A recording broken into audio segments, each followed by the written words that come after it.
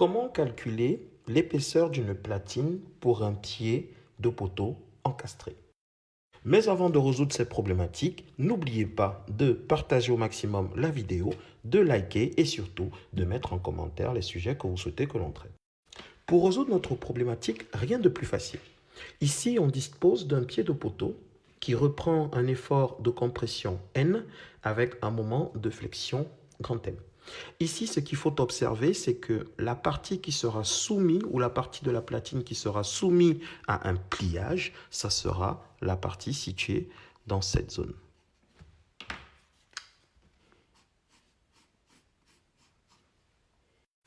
Une fois qu'on a identifié la zone qui sera pliée, ce qui nous reste à faire, c'est d'identifier la contrainte ou l'effort qui sera sur la partie de notre plat qui sera plié.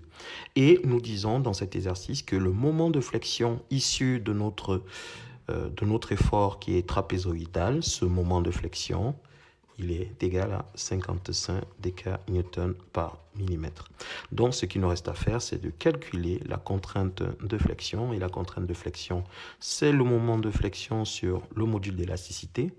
Le module d'élasticité, c'est I sur V, qui est égal, alors c'est le BH cube divisé par 12, donc vous allez le faire à la maison. Donc, le module d'élasticité, ici, ça sera T carré divisé par 6. Donc, une fois qu'on a identifié le module d'élasticité, on sait que la contrainte de flexion doit être inférieure à F de Y. Or, F de Y, c'est le moment de flexion divisé par le module élastique. Donc, ça nous fait 55 divisé par, alors 55 fois 6, puisque je vais faire l'inverse, divisé par T carré inférieur à F Y. Et si on va avoir T, ça sera supérieur ou égal à la racine carrée de 6 fois 55 sur f de y.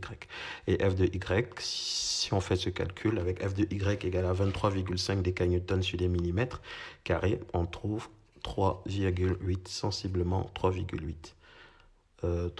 cm. Donc, ici, notre épaisseur de platine sera T égale à, alors, 3,8 cm.